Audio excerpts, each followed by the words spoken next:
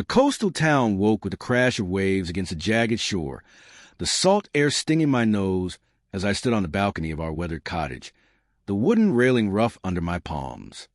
Lena, a 32-year-old marine biologist, watched the horizon, the sunrise painting the sea in hues of orange and pink, but my mind churned with unease I couldn't shake.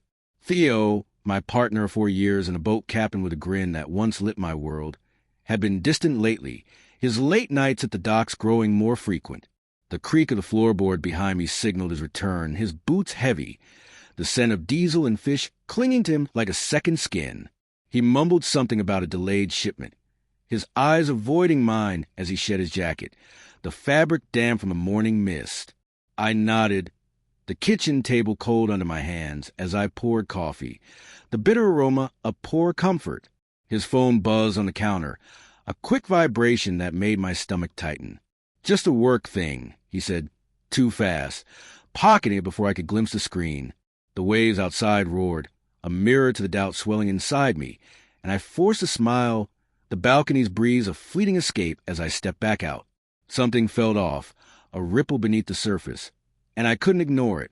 That afternoon, the lab buzzed with the hum of equipment, the salty tang of seawater filling the air as I analyzed coral samples, my hands steady with years of practice. Riley, a rival researcher with sharp eyes and sharper smile, hovered nearby, her notes suspiciously detailed about my latest grant project. I brushed it off, the clink of glass vials a rhythm of focus, but her presence gnawed at me, her laughter with Theo at the dock yesterday replaying in my mind. Back home, the cottage creaked as I cooked dinner, the sizzle of fish a stark contrast to the silence between us. Theo's phone buzzed again, and this time I caught a glimpse. Can't wait for tonight, before he snatched it away. My heart thudded. The kitchen table a battleground as I sat, the fish forgotten, the salt air seeping through the window a witness to my shock. I didn't confront him, not yet. Instead, I watched him eat, his fork scraping the plate, his casual chatter about to see a mask I now questioned. The balcony called me again, the waves a relentless drumbeat, and I stood there, the railing cold, plotting my next move. Mara, my cousin and a tech-savvy artist with a knack for puzzles, flashed into my thoughts. Her last visit, her teasing about Theo's charm. I'd call her tomorrow, the ripple growing into a wave, my instincts urging me to dive deeper, step by step, toward a truth I fear to face.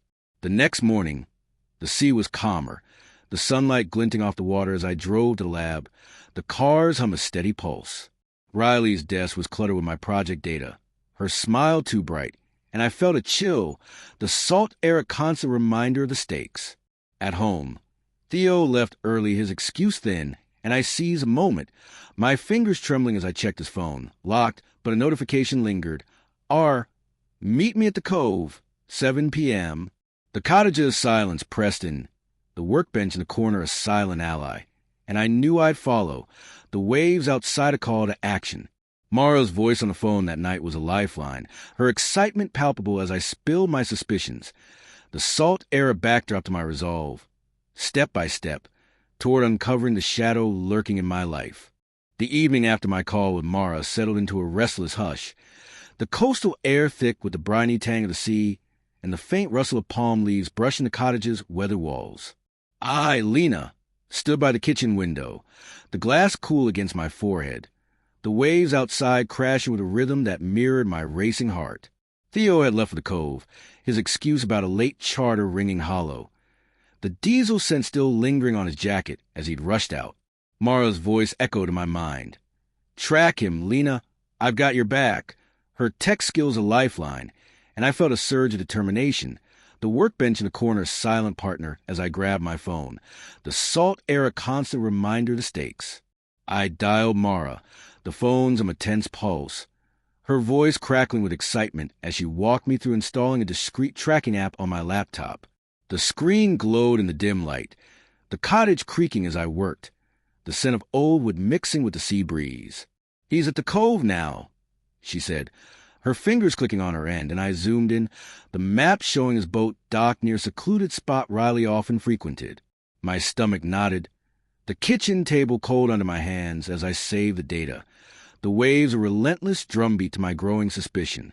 Mara promised to dig deeper, her artist's eye for detail a weapon, and I hung up, the workbench's tools gleaming with a promise of action.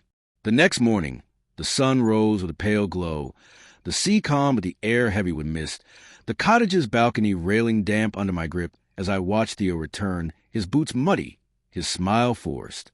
"Rough night," he muttered, heading for the shower.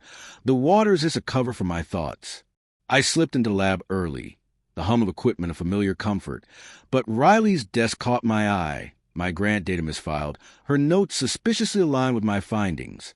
The salt air stung as I adjusted the samples, the clink of glass a tense rhythm, and I photographed the discrepancies, the workbench at home a mental anchor as I plotted my next move. That afternoon, I met Mara at her studio, the scent of paint and turpentine filling the space, the canvas walls a chaotic gallery of her art. She handed me a tablet, her grin wide. "Check this," and played a hack security feed from the dock. Theo and Riley laughing, her hand on his arm, the timestamp matching last night. My breath caught, the wooden stool creaking under me, the sea's distant roar echo of my betrayal. Mara squeezed my hand, her tech magic revealing Riley's emails. Fake data uploaded to discredit me, and I felt a mix of rage and clarity, the workbench's strength of memory as I saved the evidence. The studio's warmth contrasted the chill within, and I journaled, the pen scratch a release, plotting a confrontation, step by step, toward unraveling this tangled net. The evening brought a storm, the waves crashing louder, the cottage trembling as I sat with the evidence spread on the table, the salt air seeping through the window a witness to my turmoil. Theo came home late, his excuse weak, and I watched him, the workbench a silent ally, my resolve hardening. Mara texted, "Stay strong, we got more tomorrow," and I nodded to myself, the storm's fury matching my determination. I traced the map again, the cove a focal point, and felt the weight of the deception, personal and professional, pressing down. The journal filled with plans, the sea's roar call to action, and I knew I'd face them. The workbench's tools a symbol of my fight, step by step, toward a truth I'd force into the light. The morning after the storm dawned with a gray stillness, the coastal air heavy with the damp scent of seaweed, and the distant crash of waves against the rocky shore. I, Lena, stood at the kitchen window of our cottage, the glass cool against my fingertips, the workbench's tools glinting faintly in the dim light as I reviewed the evidence Mara had uncovered. Theo's dock footage, Riley's tampered data, a web tightening around my heart. The wooden floor creaked under my restless pacing, the salt air seeping through a crack, a constant reminder of the betrayal brewing beneath our life. Theo slept late, his breathing uneven, and I felt a surge of anger, the coffee maker's bitter aroma a poor shield as I plotted my next step, the sea's rhythm a call to dive deeper. I drove to the lab, the cars hum a steady pulse against the morning mist, the windshield wipers slashing through the drizzle. The lab hummed with the familiar buzz of equipment, the salty tang of seawater mixing with the sterile scent of chemicals as I sifted through my project files, my hands trembling over the misfiled data Riley had touched. Her desk was empty, but a note, her handwriting, lay discarded, hinting at a meeting with Theo at noon. The clink of glass vials echoed my tension, the workbench at home a mental refuge, and I photographed the note, the damp air clinging to my skin as I steeled myself for a confrontation. Mara texted, "Got more footage, call me." And I felt a mix of dread and determination, the lab's cold light a stark contrast to my turmoil. That afternoon, I tracked Riley to a seaside cafe, the aroma of roasted coffee and fried fish filling the air, the wooden chairs creaking as I sat across from her, her smile too bright against the gray sky. "Lena, what a surprise," she said, her voice smooth, but her eyes flickered with unease. I leaned in, the table sticky with spilled sugar, and asked about the data, my tone calm but edged with steel. She deflected, her laugh forced, and I noticed a bracelet on her wrist, identical to one Theo had bought me last year. My heart sank. The seas roar outside a mirror to my rage, and I excused myself, the damp air weight as I snapped a photo, the workbench's strength of memory fueling my resolve. Back at the cottage, the storm returned, the windows rattling as I met Mara via video call, her studio's paint-scented warmth a contrast to my chill.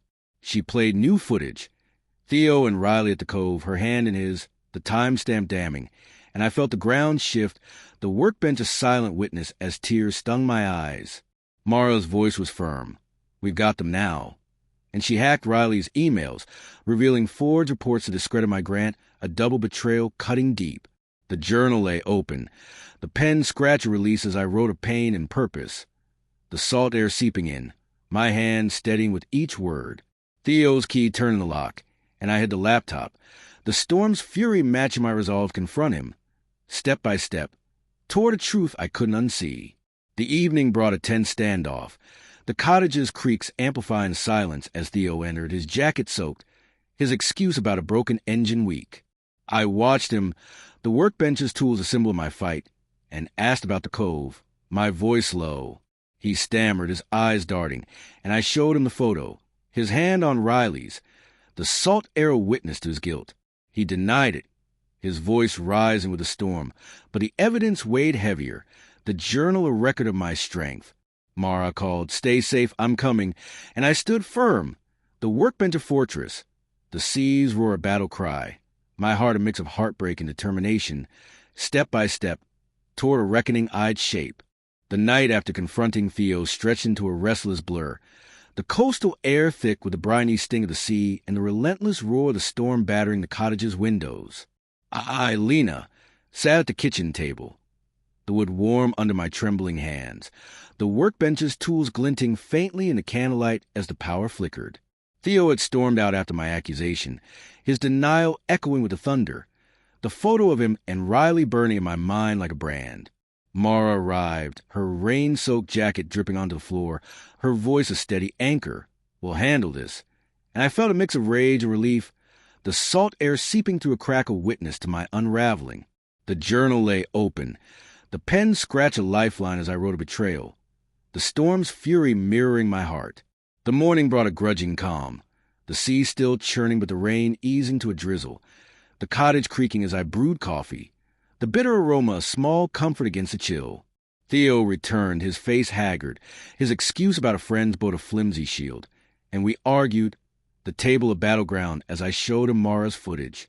His voice rose, the workbench a silent ally as I stood firm, but he denied everything, his eyes avoiding mine, the salt air a constant reminder of the cove's secrets. Mara texted, "Got Riley's schedule, let's move," and I nodded to myself, the journal filling with plans, the storm's echo a call to action. I packed the evidence, the cottage's warmth a contrast to the cold resolve hardening within me. That afternoon, I met Mara at the lab, the hum of equipment a familiar hum, the salty tang of seawater mixing with the sterile scent of disinfectants as we reviewed Riley's emails. Her studio skills had cracked more data, forged reports, meeting logs with Theo, each revelation a stab, the wooden stool creaking under me as I absorbed the depth of their deceit. Mara's grin was fierce. We'll expose her, and we devised a plan. Infiltrate the next research meeting, present my findings and force a confession. The workbench at home flashed in my mind, its tools a symbol of my fight, and I photographed the evidence, the damp air clinging to my skin as I steeled myself for the confrontation. The evening brought a tense quiet, the storm lingering as a low rumble, the cottage's windows rattling as I prepared, the scent of rain soak with filling the air. Theo was gone again, his absence a confirmation, and I sat with Mara, the table strewn with maps and data, her laptop glowing with strategy. We rehearsed my speech, her encouragement a shield, and I felt a shift, less victim, more warrior. The workbench's string of memory as I gripped the pen, the journal a record of my rise.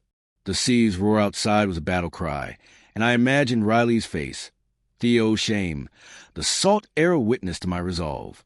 Mara hugged me. Tomorrow's a day, and I slept fitfully, the storm within me building, step by step, toward a reckoning I'd orchestrate. The morning after our planning session dawned with restless energy, the coastal air sharp with the salty bite of the sea and the faint rumble of lingering storm clouds over the horizon. Lena, stood at the cottage's kitchen window, the glass cool against my palm, the workbench's tools organized like soldiers ready for battle, their gleam a reflection of my resolve. Mara bustled about, her rain-damp hair tied back, the scent of her coffee mingling with the damp wood as she packed the laptop and evidence, her voice steady, Today's a day. My heart pounded, the wooden floor creaking under my pacing. The sea's distant roar called action as I rehearsed my speech. The salt air a constant reminder of the stakes ahead. I drove to the research center, the cars on a tense pulse against the gray sky, the windshield wipers clearing a drizzle that mirrored my nerves. The building loomed, its glass facade reflecting the turbulent sea, the air inside thick with the sterile scent of labs and the murmur of colleagues. The meeting room buzzed with anticipation, the wooden table polished and cold under my hands as I set a projector, Mara by my side, her grin a shield. Riley entered, her smile faltering, Theo trailing behind, his eyes avoiding mine, and I felt a surge of adrenaline, the workbench's strength of memory as I began, the salt air seeping through an open window a witness to my stand. The presentation unfolded, the screen flashing with Mara's footage. Theo and Riley at the cove, her hand in his. The room falling silent, the clink of a dropped pen echoing. I outlined the tampered data, the forged reports, my voice steady despite the tremor in my chest. The seas roar outside a backdrop to their guilt. Riley's face paled, her denial sharp. This is fabricated. But the evidence? Timestamps, emails, crush your words. The table of battleground as I held firm. Theo shifted, his voice low. Lena, let's talk. But I cut him off, the workbench's lessons of control guiding me. The storms rumble a drumbeat to my resolve. Colleagues gasped, the air thick with tension, and I felt a shift, the salt air bomb to my rising power. The confrontation peaked, Riley's accusations faltering as Mara presented hack logs, her tech magical weapon, the projector's light casting shadows on their shame. Theo tried to explain, his hand shaking, but I silenced him, my words clear, this ends now. The seas crash outside a final note. The room erupted, some allies stepping forward, others whispering, and I stood tall, the workbench a mental fortress, the damp air clinging to my skin as I demanded an investigation. Riley fled, Theo following, and I felt hollow victory, the journal in my bag a record of my fight, the storm's echo a promise of justice. That afternoon, the center buzzed with fallout, the air heavy with the scent of rain-soaked concrete, as I met with my supervisor, the wooden chair creaking under me. He acknowledged a sabotage, promising a review, his nod a small triumph, and I felt the weight of the betrayal, personal and professional, begin to lift. Mara hugged me, the labs of my comfort, and we walked to the shore, the waves lapping at my boots, the salt air release. I journaled, the pen scratch a catharsis, writing a strength, the workbench a symbol of my rise, the sea a witness to my breaking free. The storm cleared, the evening sky lighting settled into a fragile quiet, step, the coastal air carrying the fresh, earthy scent of rain-soaked soil and the gentle lapping of waves against the shore. I, Lena, sat on the cottage's balcony, the wooden railing smooth under my hands, the post-storm sky clearing to reveal a scattering of stars, their light a soft contrast to the turmoil within. The workbench inside gleamed faintly, its tools a testament to my fight, while Mara brewed tea, the kitchen filling with the warm aroma of chamomile, her presence a steady anchor. The journal lay open on my lap, the pen scratch a release as I wrote the confrontation, Riley's flight, Theo's shame, the investigation promised. A hollow victory that left me raw, the salt air a gentle caress as I processed the wreckage of my trust. The next morning, the sun rose with a tentative glow, the sea calm but the air still damp, the cottage creaking as I moved through it, the wooden floor warm under my bare feet. Mara stayed over, her laughter breaking the silence as we cooked breakfast, the sizzle of eggs and the scent of toast a small comfort. Theo's absence was a void, his key no longer on the hook, and I felt a pang, not of loss but of freedom, though the workbench's tools reminded me of the battle ahead. My phone buzzed with a message from my supervisor. Review starts tomorrow, you're cleared. And I exhaled, the balconies breeze a balm, the journal filling with relief, step by step, toward a future unburdened by their lies. That afternoon, I walked the shore, the sand cool and gritty underfoot, the waves whispering secrets as I collected shells, their smooth edges a tactile joy. Mara joined me, her camera clicking to capture the moment, and we talked about Theo's betrayal, Riley's sabotage, the the strength we'd found. Her tech skills had saved my grant. Her art a mirror to my resilience, and I felt a bond deepen, the salt air a witness to our alliance. Back home, the cottage glowed with warmth, the workbench a silent partner as I sanded a driftwood frame, the sandalwood shavings mingling with the tea.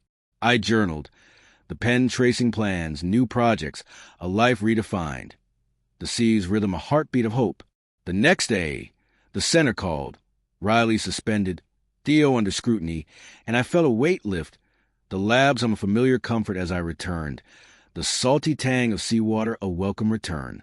Colleagues nodded, their support quiet victory, and I worked, the clink of vials a rhythm of normalcy, the workbench a home a mental refuge. Mara visited, her grin wide as she sketched the lab, and we planned a coastal art exhibit, her idea spark. The cottage welcomed us back, the balcony a perch for reflection, and I wrote, the journal a canvas of growth, the salt air a promise of renewal. The past, Theo's touch, Riley's smile, faded, the sea a mirror to my healing, step by step, toward a peace I was claiming. The morning after the lab update broke with gentle warmth, the coastal air alive with the sweet scent of blooming wildflowers carried on a soft sea breeze, the sunlight streaming through the cottage's open window, painting golden streaks across the wooden floor. I, Lena, stood by the workbench, the tools cool and familiar under my hands as I polished the driftwood sculpture, its curves a reflection of my evolving strength, the salt air a constant companion. Mara hummed in the kitchen, the sizzle of pancakes and the rich aroma of maple syrup filling the space, her laughter a melody as she flipped them with flair, the new rug softening the room's edges. The journal lay open on the table, its pages a tapestry of resilience, and I felt a shift, less about escaping pain, more about anchoring myself in a life I was rebuilding, the sea's gentle lapping a heartbeat of hope. That afternoon, the sun climbed higher, casting playful shadows as I tended the balcony garden, the soil rich and moist under my fingers, the mint and lavender scent a grounding joy amidst the coastal breeze. Mara joined me, her hands deft with a watering can, and we talked about the exhibit, her city plans, the strength we'd unearthed together. She suggested a boat trip, her eyes sparkling with mischief, and I hesitated, the workbench's tools a mental refuge from Theo's boat, but agreed, the salt air a challenge I'd face. We prepared, the cottage buzzing with life, the scent of sunscreen mixed with the sea, and I journaled, the pen scratch a release, noted my courage to reclaim the water, step by step, toward a horizon of my own. The next day, we set out on a rented boat, the engines hum a steady pulse against the waves, the horizon stretching wide under a clear sky, the air crisp with the tang of salt water. I gripped the railing, the wood smooth but unfamiliar, memories of Theo's trips flickering, his laughter, his lies, now muted by the sea's vastness. Mara steered, her confidence a guide, and we fished, the splash of the line a new rhythm, the catch a small triumph as we laughed, the workbench's strength a memory of my fight.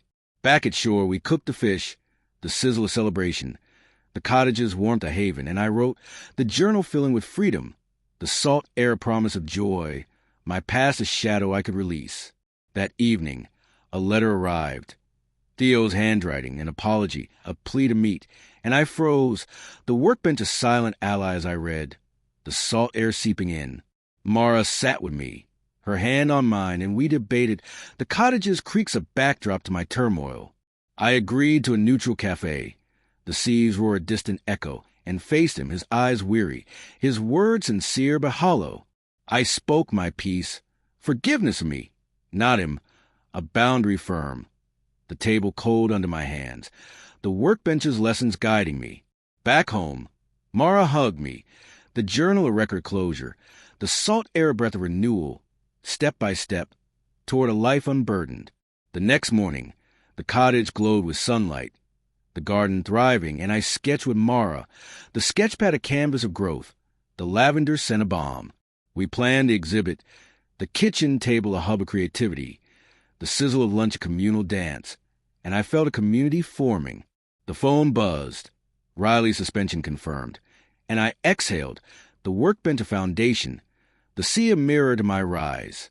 Sarah, a colleague, joined us, her stories of resilience mirroring mine, and we laughed, the journal tracing dreams, art, travel, love on my terms.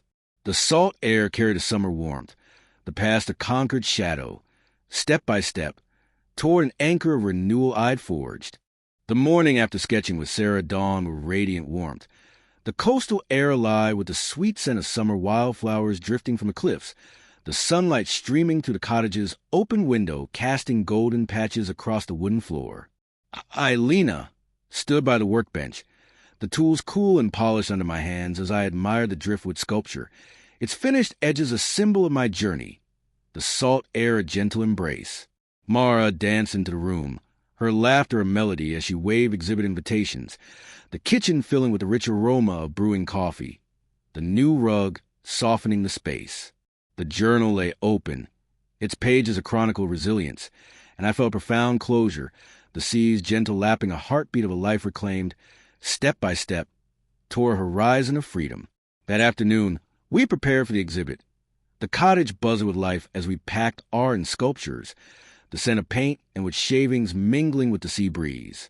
Mara directed with flair, her camera clicking to document the chaos, and we loaded the car, the engines on a steady pulse as we drove to the gallery, the coastal road winding past turquoise waves. The venue glowed with soft lights, the air thick with the murmur of guests and the tang of salt water, and I arranged my pieces, the workbench's strength of memory as I hung the sculpture. Sarah arrived, her smile bright, and we greeted colleagues, the clink of glasses a celebration, the journal in my bag a record of my rise. The next day, the exhibit opened, the gallery alive with color and conversation, the wooden floor creaking underfoot as I moved among the crowd, the salt air seeping through open doors a witness to my triumph. Mara's paintings hung beside my sculptures, her tech magic blending with my craft, and guests praised our work, their nod of validation. I spotted Theo in the back, his eyes weary, and felt a pang, not of love, but of closure, as he approached, his apology sincere but distant. I nodded, the workbench's lessons guiding me, and turned to Mara, her hug fierce, the sea's roar outside a final note to our past. The journal filled with pride, the exhibit a beacon of my strength. That evening, the gallery emptied, the air settling with the scent of wine and wood, and I sat with Mara and Sarah, the table strewn with sketches, the laughter a new bond. We planned a coastal tour, the kitchen table a home a hub of dreams, and I wrote, the pen tracing a future, art, travel, love on my terms. The cottage welcomed us back, the balcony a perch for reflection, the salt air a promise of joy, and I thought of Riley's fall, Theo's retreat, a victory hard won. The workbench gleamed, a foundation of my rise, the sea a mirror to my freedom, step by step, toward a life defined by me. The next morning, the cottage glowed with sunlight, the garden thriving, and I sketched a new piece, the sketchpad a canvas of hope, the wildflower scent a balm. Mara filmed it, her encouragement a cheer, and we posted online, the comments a wave of support. The phone buzzed, grant approval, a new project, and I exhaled, the workbench a partner, the sea a witness to my rebirth. Sarah texted, planning another gathering, and I agreed, the kitchen table set for growth. The journal chronicled my journey, betrayal conquered, art born, and I stepped on the balcony, the horizon sprawling, step by step, toward a freedom where I thrive, whole and unburdened at last.